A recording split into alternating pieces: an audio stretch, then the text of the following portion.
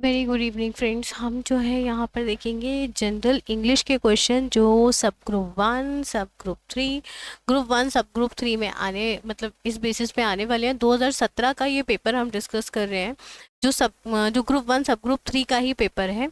तो हम एनालिसिस करते हैं कि कैसे क्वेश्चंस आने वाले हैं और कौन कौन से टॉपिक हमें कवर करने हैं। ठीक है, देखते हैं हमारा फर्स्ट क्वेश्चन। इससे पहले जो है हम साइंस और हिंदी के क्वेश्चंस ऑलरेडी देख चुके हैं। अब हम देखने वाले हैं इसके क्वेश्चंस इंग्लिश के। ठीक है, साइंस और हिंदी हम कवर कर चुके हैं। अब हमें देखना है इंग्लिश के क्वेश्चंस। ये क्यों नहीं वर्क कर रहा है? 1 second.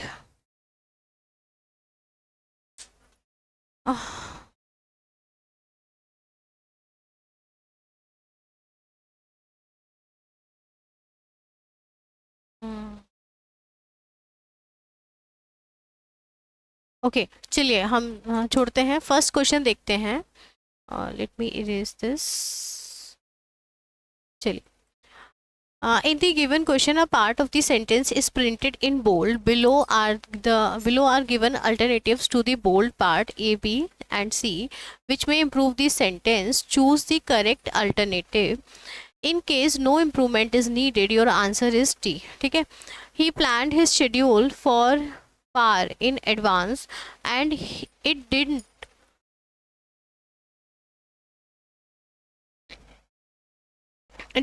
to deviate by it.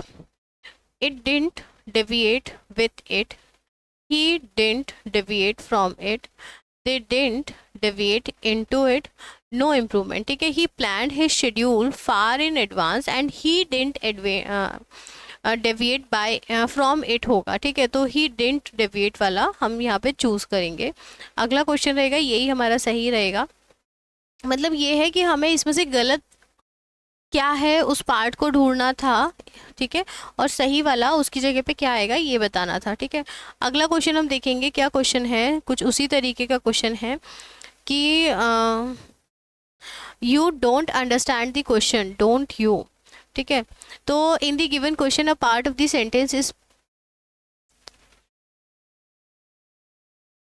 is printed in bold. Below are given alternative to the bold.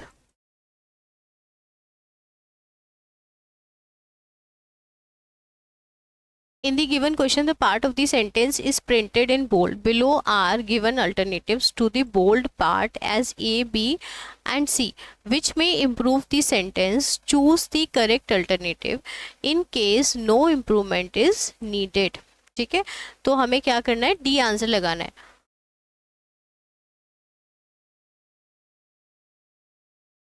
अगर कोई गलती नहीं है तो डी आंसर लगाना है, वरना हमें सही फाइंड करना है। You don't understand the question, don't you, तो यहाँ पर आएगा do you. Haven't you, hadn't you, तो डू यू सही रहेगा। यहाँ पे ए आंसर आपका हो जाएगा। अगला देखते हैं हम, मतलब कि हमें एरर फाइंडिंग के क्वेश्चन आएंगे। Every in the given sentence there might be an error, find out which part of the sentence has an error. If there is no error, mark your answer is that is no error. वही जो पहले करना था, गलत वाला part ढूंढ के उसको, अगर सही कोई गलती नहीं है तो हमें डी वाला आंसर चूज करना है। ठीक है, नो एरर वाला ये। ठीक है, every day either the alarm of the clock nor her mother wakes her up for school. ठीक है, तो every day either, either nor, neither nor. ठीक है, ईदर और होता है, नीदर नॉर होता है। ठीक है, ईदर के साथ में आता है और अगर यहाँ पे होता नीदर तो आता आपका नॉर। ठीक है, तो ये आपका, हम इसमें सेकंड पार्ट में गलती मानेंगे क्योंकि ईदर के अकॉर्डिंग हमें और मिलना चाहिए था, तो हम पार्ट बी इसका हो जाएगा रॉन्ग। ठीक है, अगला देखेंगे। In the given sentence, there might be an error. Find out which part of the sentence has an error. If there is no error, mark your sentence as that is no error.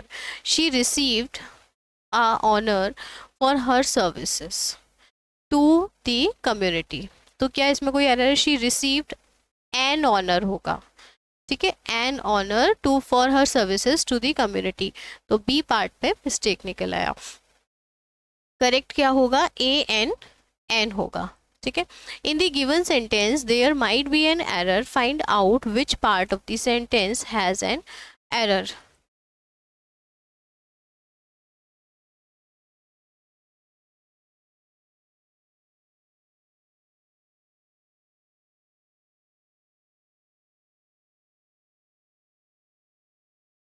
Okay, next question देखते हैं। In the given sentence there might be an error, find out which part of the sentence has an error. If there is no error, mark your answer as D, that is no error. You can not leave until your work is finished। इसमें error है या नहीं, अगर नहीं है तो no error लगाना है, एरर है तो हमें देखना है किस पार्ट में एरर है। You can not leave until your work is finished, ठीक है, तो इसमें तो नो एरर लग रहा है। बिल्कुल, यहाँ पे आंसर भी वही है, डी आंसर है हमारा कि नो एरर, तो हम यहाँ 3 को आंसर लगाएंगे, ठीक है, नो एरर लग रहा है। अगला देखते हैं हम। Out of the given options choose the most appropriate one to fill in the blank। may I ask dash question, few question, little question, the few, a few question। may I ask questions है ना, ठीक है, may I ask questions है तो क्या लगाएंगे, few लगाएंगे, little लगाएंगे, the few या a few, क्या लगाया जाएगा इसमें, इसमें a few लगाया जाएगा, ठीक है। may I ask a few questions, ठीक है, ये रहेगा आपका सेंटेंस। अगला देखेंगे ये किस रूल से लग रहे हैं, ये सारा कुछ हम क्लास में डिस्कस करेंगे। हम हर टॉपिक जो है महिला सुपरवाइजर का कवर करेंगे, आपको कंप्लीट चीज़ें अवेलेबल हो जाएंगी, लाइव सेशंस भी अवेलेबल रहेंगे, डाउट क्लियरेंस भी रहेगा, सब कुछ रहेगा। Out of the given options choose the most appropriate one to fill in the blank. Out of the given options choose the most appropriate one to fill in the blanks, तो हमें इनमें से यहाँ क्या आएगा वो देखना है, ठीक है। Each of these exercises dash 1 or 2 minutes to do, ठीक है, तो each of these exercises have took takes 1 or 2 minutes to do, have take 1 or 2 minutes to do, has took 1, no, यहाँ पे मेरे अकॉर्डिंग आना चाहिए सेकंड वाला answer. देखते हैं क्या है आंसर, टेक्स, ठीक है, टेक्स आना चाहिए, बिल्कुल सही है, सेकंड आंसर सही है। Each of this exercise takes 1 or 2 minutes to do. अगला देखते हैं क्वेश्चन नंबर 7, 8। बहुत टफ लेवल का कोई इंग्लिश नहीं आ रहा है, बहुत जनरल इंग्लिश है, कर सकते हैं सभी लोग। जिन लोगों को वीक है इंग्लिश उनको जो है हम रूल्स वगैरह सारा कवर करके कर लेंगे, प्रैक्टिस भी करेंगे। Out of the given option choose the most appropriate one to fill in the blank. I gain, इसमें भी हमें यहाँ देखना है क्या आना चाहिए। I gained a lot of weight dash, I was on holiday. I gained a lot of weight while I was, 1 minute, हाँ, I gained a lot of weight while I was on holiday. Although I was on holiday, despite I was on holiday, हटा दो इसको। इधर आई was on holiday, इसको भी हटा दो, ठीक है। अब कन्फ्यूजन लग रहा है दो में, देखते हैं क्या आएगा, वाइल या ऑल्दो। इसमें आना चाहिए वाइल, ठीक है। I was,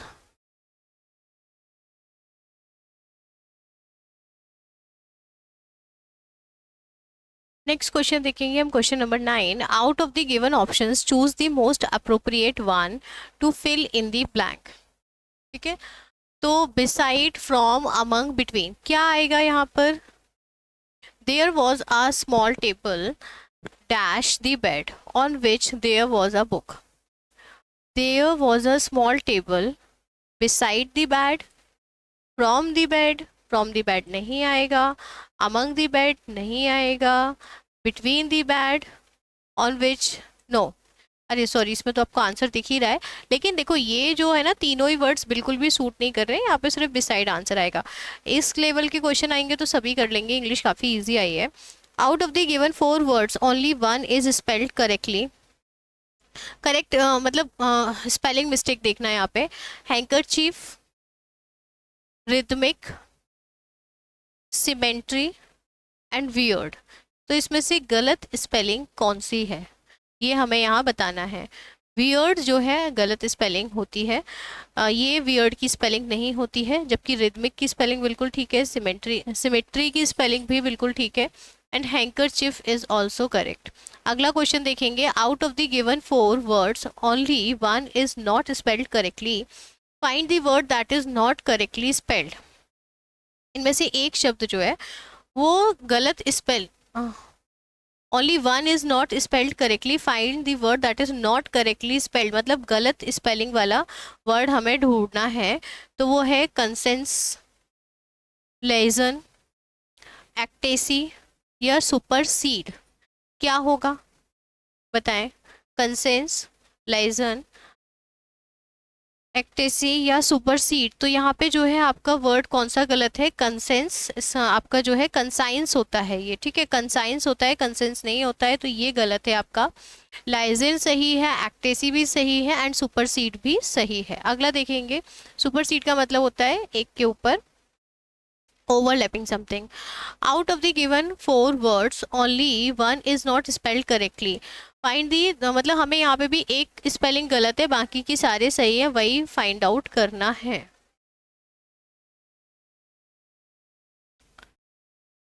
What 12th question देखते हैं, out of the given 4 words only 1 is not spelled correctly, find the word that is not spelled not correctly spelled. जिसकी स्पेलिंग गलत है हमें वो वर्ड देखना है, ठीक है। तो maintenance, embrace, play right and millennium, इस तरीके के वर्ड्स हमें देखने को मिलेंगे। और इसमें से जो आपका मेंटेनेंस है इसकी स्पेलिंग रॉन्ग है, जबकि आपका एम्ब्रास, प्ले राइट एंड मिलेनियम ये सब भी आपकी करेक्ट स्पेलिंग है। अगला देखते हैं, स्पेलिंग करेक्शन के हमने क्वेश्चंस देखे, अब आ गया है आपका इडियम से रिलेटेड क्वेश्चन।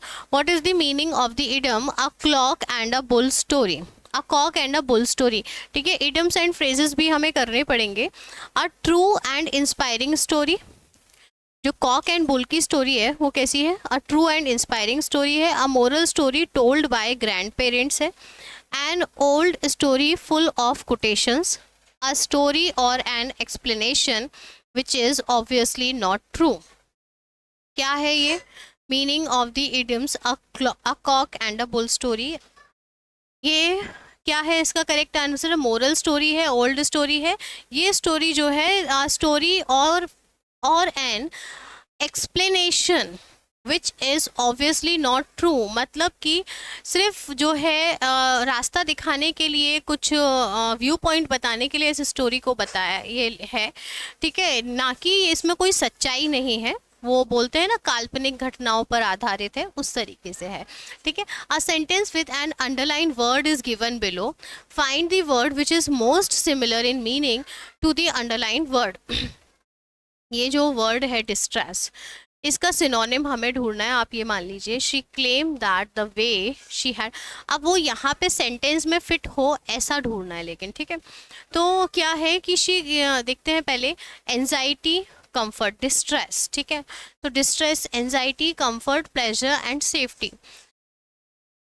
3 वर्ड्स पॉजिटिव है, एंजाइटी नेगेटिव है। She claim that the way she had treated at work had caused her extreme emotional and physical distress, ठीक है। तो क्या हो जाएगा यहाँ पे नेगेटिव वर्ड के लिए स्पेस ज़्यादा है, तो ये हो जाएगा हमारा anxiety,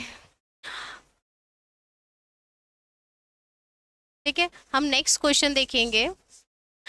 A sentence with an underlined word is given below. Find the word which is most similar in meaning to the underlined word. The company deceived customers by selling old computer as new. ठीक है, deceived का meaning हमें देखना है। The company deceived customers by selling old computers as new ones.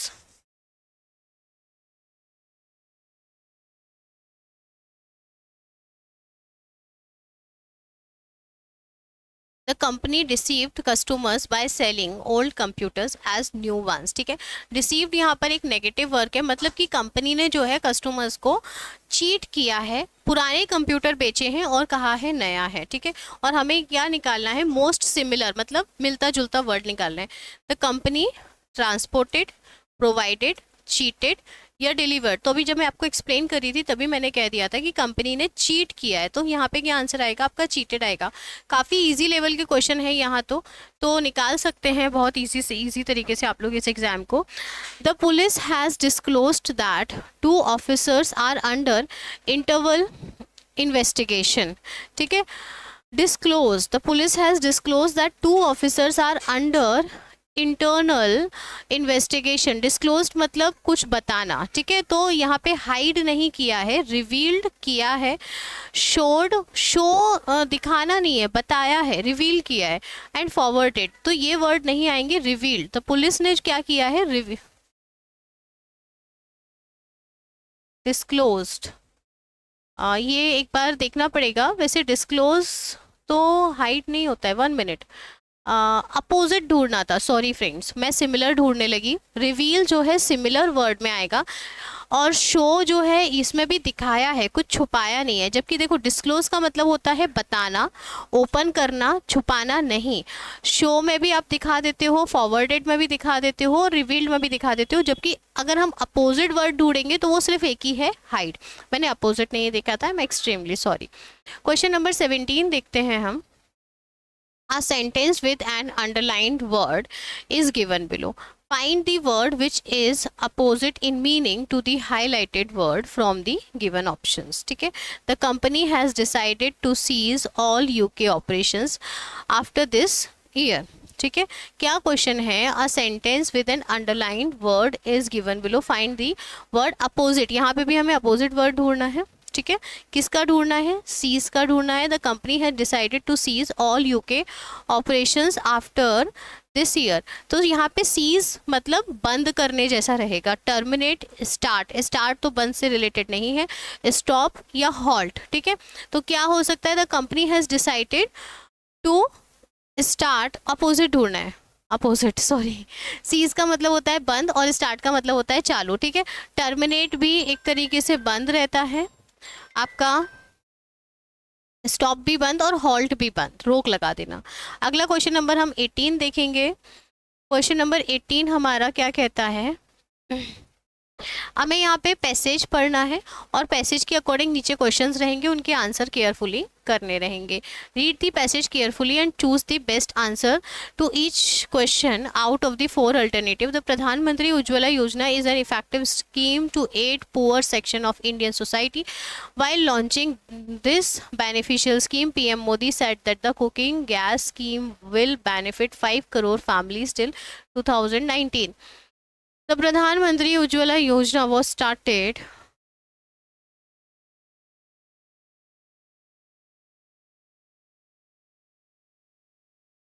scheme will benefit 5 crore families till 2019. The Pradhan Mantri Ujjwala Yojana was started on 10th March 2016 by Cabinet Committee on Economic Affairs of Indian Government, which is regulated by Narendra Modi. This program is anticipated to be implemented over a period of 3 years till fiscal year 2018-19, and it is started from 2016. Intent of this scheme is to make cooking gas, that is LPG, available to women from families that are financially backward.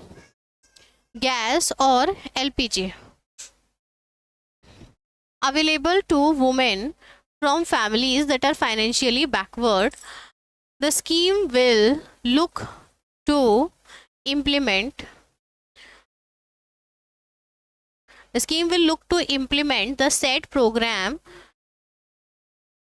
on an emergency basis. It is estimated that the Pradhan Mantri Ujjwala Yojana will assist approximately 1 crore 50 lakh thousand that presently live below the poverty line. The program is also expected to cover 5 crore such household in all. ठीक है, अब हम देखते हैं इसमें से questions. As per the information contains in the passage, how many families will be profited till 2019 by launching this beneficial schemes. तो the program is expected to cover 5 crore such household. ठीक है, तो यहाँ पे आपका आंसर क्या हो जाएगा, 5 करोड़। लास्ट लाइन से ही हमें अपना सीधा आंसर मिल गया। अगला हम देखते हैं, एक इतना बड़ा पैराग्राफ और एक क्वेश्चन दिया है, लेकिन पैराग्राफ बहुत इजी था, तुरंत आंसर हमें आ गया। ठीक है, अगला हम देखेंगे, जिन लोगों को डिफ़िकल्टी आ रही है वो लोग बिल्कुल कमेंट करें, तो हम इसके ऊपर क्लासेस वगैरह लेंगे कैसे निकालना है। जिन लोगों को इंग्लिश नहीं समझ आती है तो उनके लिए ट्रिक्स एंड टेक्निक्स भी हम डिस्कस करेंगे। The Pradhan Mantri Ujjwala Yojana is an effective scheme to aid poor section of Indian society. While launching this beneficial scheme, PM said that the cooking gas scheme will benefit 5 crore families 2019. The Pradhan Mantri Ujjwala Yojana was started on 10th March 2016. कब start हुआ था? 10 मार्च 2016 by the cabinet committee on economics affair of the Indian government which is regulated by the Narendra Modi. मैं इसलिए speed में पढ़ रही हूँ, ऊपर पढ़ चुके हैं। एंड दिस प्रोग्राम ये सेम है, ठीक है, जो हमने ऊपर पैराग्राफ पढ़ा था सेम पैराग्राफ नीचे रिपीट है और क्वेश्चन चेंज होगा। तो हम देख लेते हैं क्वेश्चन क्या पूछ रहा है, क्योंकि हम पैराग्राफ ऊपर पढ़ चुके हैं। Which word in the passage means help of support. Help और सपोर्ट जो है कौन सा वर्ड से हमें पता चलता है?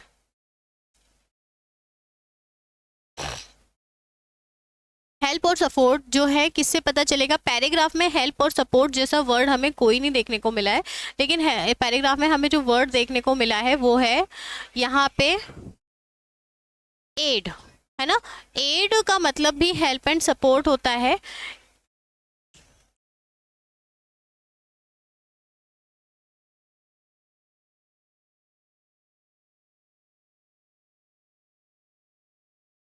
इफेक्टिव मतलब होता है असरदार, एस्टिमेटेड अनुमान लगाना, पॉवर्टी गरीबी, जबकि एड का मतलब होता है हेल्प करना, सपोर्ट करना। अगला है पैसेज वही है, यहाँ पे क्वेश्चन हम देखते हैं। What does the abbreviation LPG stands for? इसका फुल फॉर्म दिया हुआ था पैराग्राफ में ऊपर, ये देखिए ये लिखा हुआ है लिक्विफाइड पेट्रोलियम गैस, एलपीजी का फुल फॉर्म है। सीधा हमें उसको देख करके यहाँ आंसर हम लगा देंगे। अगला देखेंगे सेम पैराग्राफ, क्वेश्चन हमारा चेंज। प्रधानमंत्री उज्ज्वला योजना व्हाट एग्जैक्टली इज? मतलब ये योजना क्या है? It is the scheme that highlights the role of veteran and women participating in deciding the fate of democracy. Democracy जैसा हमें कुछ नहीं मिला था। It is an idealistic social welfare scheme which aim to prepare a digitally aware Indian। Digital जैसा भी यहाँ कुछ नहीं था। It is an ambitious social welfare scheme which aim to provide free LPG connection to BPL household in the country. बिल्कुल, LPG के बारे में हमने देखा है, बीपीएल हाउस होल्ड को मिलता है, बिल्कुल सही है, फोर्थ आंसर आपका हो जाएगा। अगला देखते हैं, सेम पैसेज है, क्वेश्चन है हमारा which word in the passage means imagined or expected that something will happen? That is laughing,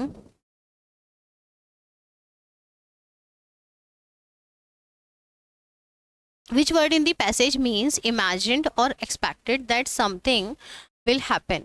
ठीक है, तो यहाँ पे हमें imagined और expected that something will happen, ठीक है, तो हमें इसका क्या निकालना है? पैसेज में इस चीज़ के लिए क्या वर्ड यूज़ किया था? लॉन्चिंग, बेनिफिशियल, एंटिसिपेटेड या फिर इम्प्लीमेंटेड। ठीक है, तो अगर हम पैसेज में ऊपर जाकर के ढूंढेंगे तो देखिए, the program is anticipated to be implemented over the period of 3 years। ठीक है, ठीक है, ये हमारा एंटिसिपेटेड आंसर करेक्ट है। बहुत इजी लेवल का रहा है अभी तक का। इंग्लिश तो सबसे इजी लेवल मुझे लगा, हिंदी में थोड़ी मुझे डिफ़िकल्टी मतलब लगा, ऐसे डिफ़िकल्टी नहीं लगा, लेकिन इंग्लिश के कंपैरिजन में फिर भी हिंदी का लेवल हम शायद कह सकते हैं, लेकिन इंग्लिश अभी बहुत इजी लगा। आप बाकी आगे देखते हैं। चलिए, in the following question the first and the last sentence of part of the passage sentence are 1 and 6। मतलब इसमें हमें ये है कि यहाँ पे 1 से लेकर 6 तक आपको सेंटेंस दिए रहेंगे और उनको हमें फर्स्ट और पहला सेंटेंस और छठवां सेंटेंस, 6 सेंटेंस बिल्कुल उसी जगह रहेंगे। बीच में ये PQRS ये 4 सेंटेंस है, इनकी शफलिंग होगी, शफलिंग ऊपर नीचे होकर के, और फिर इनकी फ्रेमिंग होगी। ठीक है, यहाँ पर ये चीज़ आपको बताई गई है। चलिए बनाते हैं combination. 2 travelers seeking respite from the searching heat of the midway sun took shelter under the leafy tree. It's a plain tree, said his companion. Don't waste your time looking for fruits.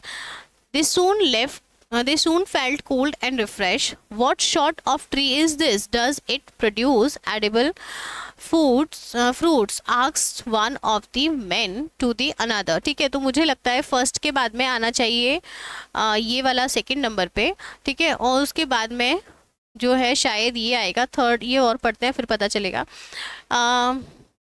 It produce neither edible fruits nor good wood.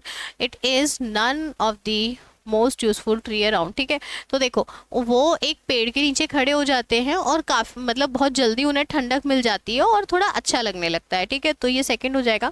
फिर उनमें से एक पूछता है कि ये किस चीज़ का पेड़ है और क्या इसमें कोई फ्रूट्स वगैरह मिलेंगे क्या खाने के लिए. ठीक है, तो ये हो गया. तो उसके बाद में क्या है, उनमें से अब आंसर आना शुरू हुआ इस क्वेश्चन का. ठीक है, इट प्रोड्यूस नीदर, अब ये मेरे हिसाब से ये वाला होना चाहिए फोर्थ नंबर पे. इट आंसर आया सबसे पहले कि एक प्लेन ट्री है और ये बोला उनके साथ वाले एक ने, ये यहाँ पे अगर हम इस पेड़ में कुछ भी फ्रूट्स वगैरह ढूंढते हैं तो अपना टाइम वेस्ट करेंगे. ये ट्री ना तो कोई खाने लायक पेड़ फल देगी, ना ही ये कोई अच्छा वुड देती है. ठीक है, ये एक बहुत ही यूजलेस टाइप की ट्री है. ठीक है, बाकी सिक्स्थ वाला तो सेम है, तो मेरे हिसाब से पढ़ने का भी कोई सेंस नहीं है. अगर ये यहाँ पर अगर हमें इसे बनाने में डिफ़िकल्टी आती तो हम इसको पढ़ते समझते और हेल्प लेने की कोशिश करते, बट बहुत ईजी लेवल का था तो शायद हो गया है. तो इसका सीक्वेंस जो मेरे हिसाब से बनना चाहिए क्यू पहले आएगा, फिर आर आएगा, फिर आना चाहिए पी, ठीक है, और लास्ट में एस. ठीक है, यही हमने इसका सीक्वेंस बनाया है, देखते हैं सही है कि गलत है. P Q Q R P S. ठीक है, बिल्कुल करेक्ट आंसर निकला है. चलिए अगला देखेंगे. सेम चीज़ हमें यहाँ करनी है. A wild boar was rubbing his tusk against a tree. My tusk are my weapons, said the boar. I am sharpening them. A fox passing by asked him what he was doing. Just then a hunter appeared on the scene. Why waste time sharpening your weapon when there is no danger inside? Said the fox. You are being foolish. ठीक है, अब देखो. A wild boar was rubbing his tusk against a tree. ये है एक information. My tusk are my weapon, said the boar, I am sharpening them. ठीक है, तो इसने किसी का आंसर दिया है, तो क्वेश्चन कहाँ है. A fox passing by asked him question. ठीक है, व्हाट ही वॉज डूइंग. ठीक है, तो मेरे हिसाब से ये क्वेश्चन है, मतलब 2 इसको मैं अभी नंबर कर देती हूँ, और उसने ये दिया है इसका आंसर थर्ड. ठीक है, फिर just then a hunter appeared on the scene. ठीक है, उसने आंसर दिया कि यहाँ पे कि मैं अपने वेपन को शार्प कर रहा हूँ. तो जो फॉक्स था वो बोलता है कि जब कोई खतरा नहीं है तो अपने वेपन को शार्प करने का क्या मतलब है, कोई फ़ायदा नहीं है. ठीक है, और उसके और वो उसको मूर्ख बोलता है, और मूर्ख बोलता है इतनी देर में ही वहाँ पर एक हंटर यानी कि शिकारी दिखाई देता है. ठीक है, तो इस हिसाब से जो है ये हमारा बनना चाहिए. ठीक है, तो यहाँ पे हमारा सीक्वेंस क्या बनेगा, फिर से Q2 P3, 4 नंबर पे S और 5 नंबर पे आपका आ रहा है R. ठीक है, तो QPSR आपका आंसर यहाँ 1 बनना चाहिए. देखते हैं. ठीक है, सही बना है. इजी लेवल चल रहा है. अगला देखेंगे. A sentence with an underlined idiomatic expression is given. What is the meaning of the idiomatic expression at someone's back and call in the given sentence below? She was confined to a wheelchair but had a private nurse at her back and call. ठीक है, तो हमें यहाँ पे क्या करना है, idioms से रिलेटेड क्वेश्चन है. ठीक है, what is the meaning of the यहाँ पे जो इडियम दिया गया है at someone's beck and call, ठीक है। तो ये जो आपका she was confined to wheel chair, मतलब वो व्हील चेयर पे थी but had a private nurse, बस उसके पास में एक प्राइवेट नर्स थी at her beck and call, जिसको मतलब वो उसके इशारे पर, उसके आवाज़ देने पर उसके सारे काम कर देती थी। यहाँ पर इसका मतलब ये निकलेगा, ठीक है। To be always ready to serve, बिल्कुल हो सकता है। टू बी प्रोफेशनली क्वालिफाइड और वेल वर्स्ड इन समथिंग, नहीं। सर्विंग मेन है, ठीक है। To have a generous nature, नहीं। To have a complete knowledge of something, नहीं, नॉलेज की बात नहीं हो रही है यहाँ पे, सर्विंग की बात हो रही है कि वो बीमार है, पूरे टाइम चेयर पे रहती है, लेकिन उसके पास एक नर्स है जो उसकी एक इशारे, एक आवाज़ पे उसके सारे काम कर देती है, ठीक है। ये आज हमने इंग्लिश का सेक्शन भी कवर कर लिया। अब हम जो है नेक्स्ट अपने उसमें मैथ्स के क्वेश्चन देखेंगे कि मैथ्स के क्वेश्चन कैसे आए हैं। अभी तक का लेवल तो बहुत अच्छा था, आप लोग आराम से निकाल सकते हैं, थोड़ा सा कॉन्सेंट्रेशन और मेहनत के साथ वर्क करेंगे तो। सेशन अच्छे लग रहे हो तो लाइक और सपोर्ट ज़रूर कीजिएगा, शेयर कीजिएगा, ताकि मैं ज़्यादा से ज़्यादा आपके लिए वीडियो लेके आऊँ। और ये जो आपका ग्रुप 1 और ग्रुप 3 के लिए है, मुझे इतनी मेहनत करने की इंस्पिरेशन मिले कि कंप्लीट कोर्स में आपका करा सकूँ। Thank you so much.